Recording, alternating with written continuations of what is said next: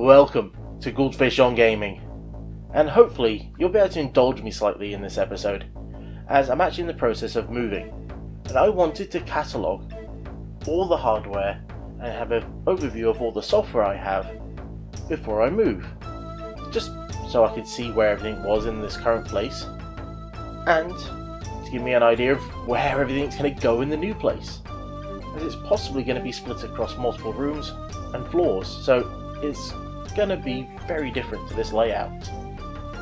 And so hopefully you'll enjoy this. And maybe you'll see a bit of hardware or software that you like the look of, and you'll want me to review or give an overview of it, and I'd be more than happy to do that. So let's start off with what I've got sat behind me. Here we have a few machines and games that I like to put up to make this wall a little less drab. And it's a mixture of PC, Amiga games, posters, and a couple of Pong machines, such as the Video Sport 600 and this Binatone TV Master Mark 10. Both of these are meant to be Pong machines with additional games, like football, squash, skeet shooting, and as well as a couple of two-player games. These are just here because I literally have nowhere else for them to go right now, and they make for a nice background. Our first actual machine is my main gaming and video editing rig, which is sat in this pretty old by these days standards case, but it's an i7, 32GB of RAM, an Nvidia 970, and onboard sound, and a 1.5 TB of SSD, which means it's all reasonably good for gaming on and doing my video editing. Above it is the first of many Amigas, this one, an Amiga 4000.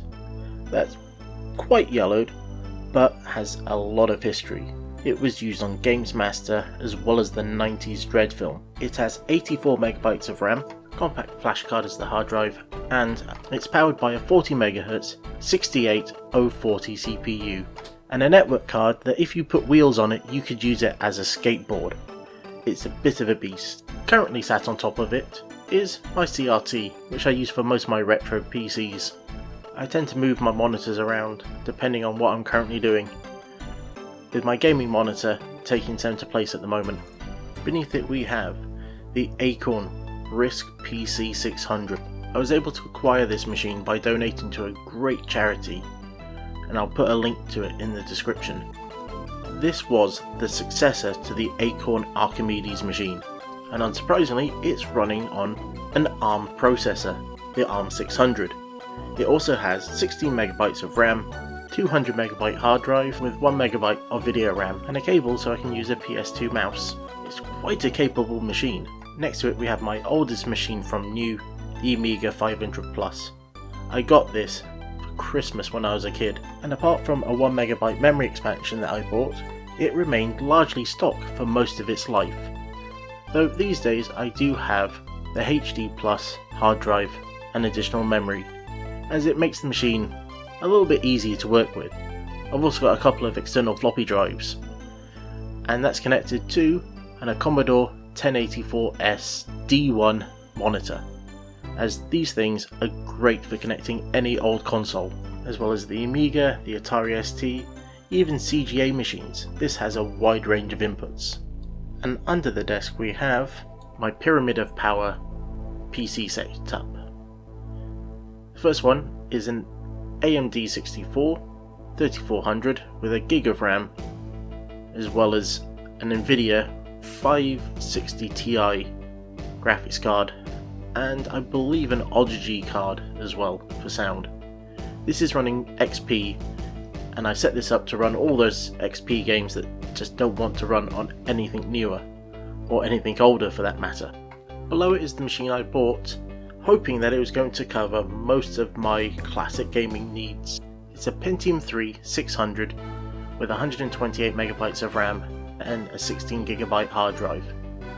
It has a GeForce 4 as well as two Voodoo 2 cards in SLI, and now it's just got a reasonably cheap sound card. Unfortunately, this machine never liked running SVGA games, so most of my DOS gaming was out. So in the end, this machine is only running Windows 98, and removed any hardware that I thought could do better under DOS, and this is why I ended up buying another machine to help me with my retro gaming, which is the one that surprisingly looks the newest. This one is sporting an original Pentium 200, there's not even MMX in this one. It has 32MB of RAM, an 8GB hard drive, a Max 64 graphics card, and is paired with a Voodoo 1 Orchid Righteous, which is the same card I bought when I was younger and wanted to get into proper 3D gaming. And it's got those proper clacky switches on them. They're all connected to my monitor and my keyboard through this KVM switch, which ends up actually connecting to another KVM switch because the RISC PC doesn't like it.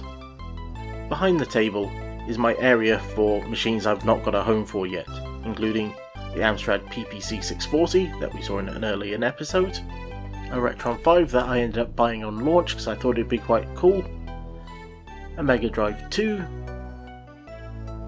the Commodore 64C,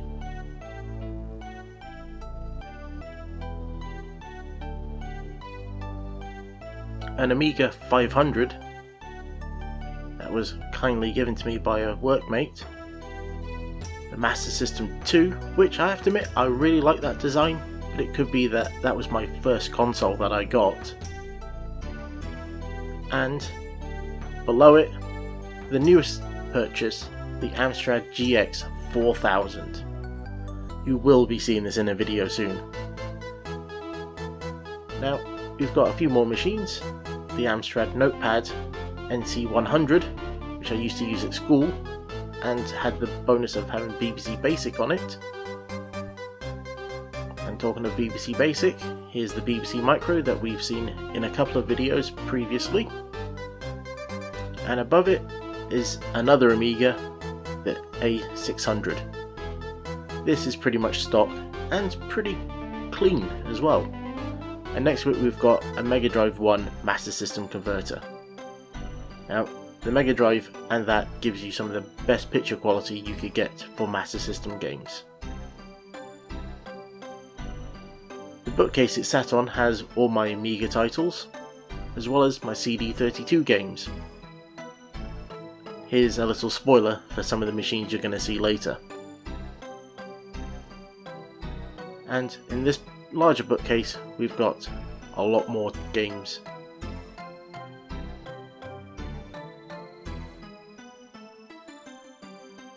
Let's start looking at all the machines I've actually got around the TV, and start off with, we have the Grandstand Adam, which everywhere else in the world was known as the Fairchild Channel F, possibly the first microprocessor based home console ever. Next to it is something slightly older, and it's another Binatone Pong machine. You'll be seeing a few of these machines around. I don't know why, I just like collecting them.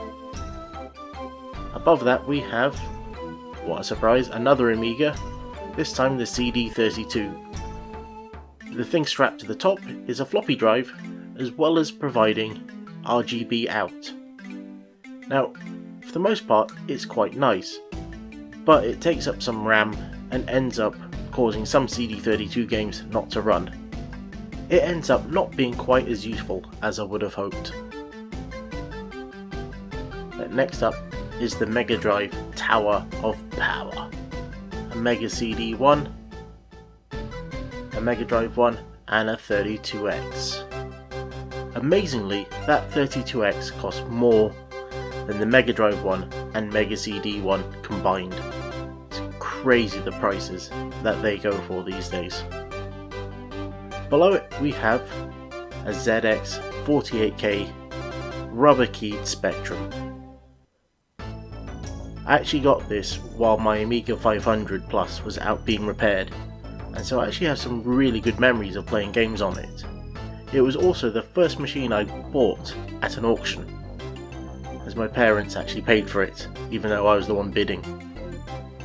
this 48K's been through the wars, so I bought a Plus 2 as a general go-to machine whenever I wanted to do any Spectrum gaming, as it has the built-in data coder, so I didn't have to try and find a cassette deck or use some other method to load games, and it had the proper keyboard. Next to it is my Atari 2600 Junior. It's not a Woody, unfortunately, but it's still a nice machine to have. And amazingly, up next is another Pong machine and another grandstand model, but this one proudly sports that it has colour graphics.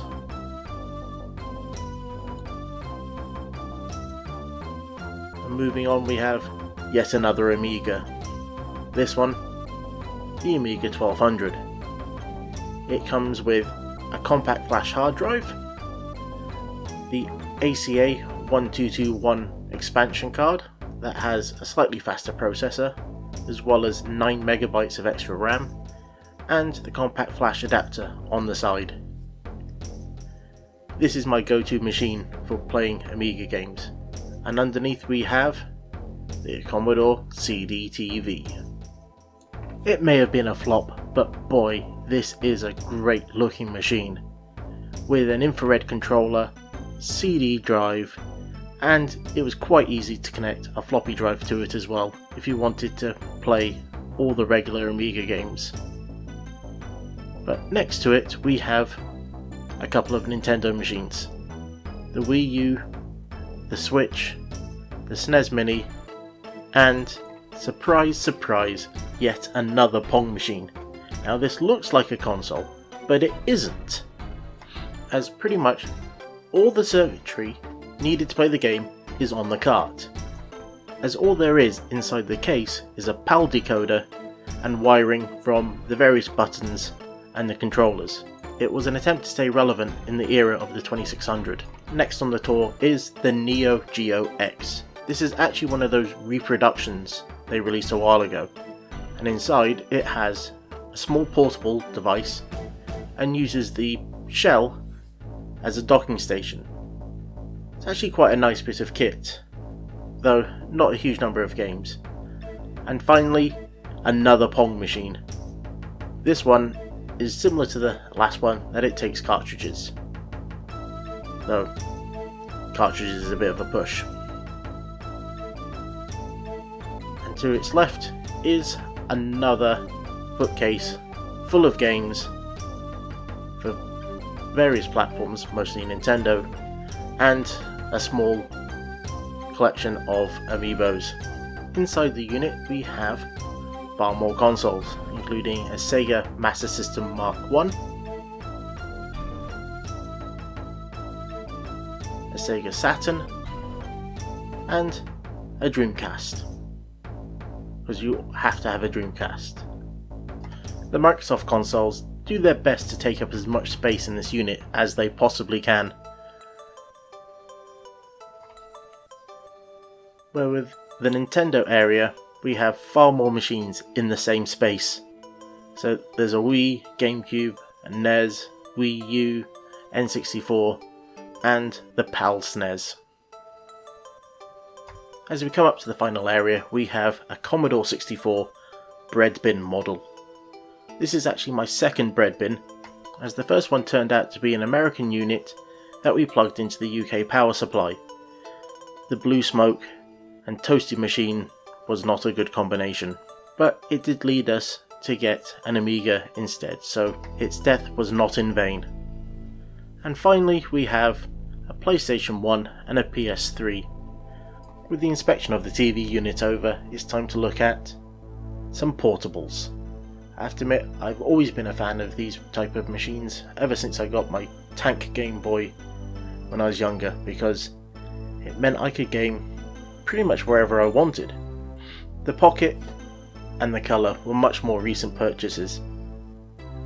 So is the stupid 101 game machine.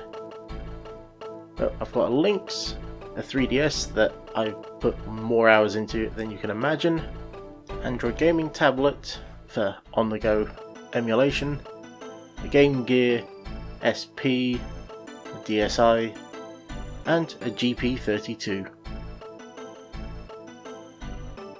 To try and keep everything organised, I have these units, and each drawer is pretty much for an individual console, with all its controllers, cables, and if I can, power pack included. This is meant to keep me tidy, but it doesn't always work. Well, thank you for looking at my collection with me. Gaming has been a core part of me for so long, and lots of these machines have been collected over the last 15, 20 odd years, particularly ones like this, the Amiga, and it's going to stay a part of me. No matter what happens, I will continue to collect computers and console gaming and games, as I love them. I really do. And hopefully I will share with you guys the more interesting, or even the least interesting machines, because you never know what might be cool to look at. And so until next time, I've been the GouldFish, and this has been GouldFish on Gaming.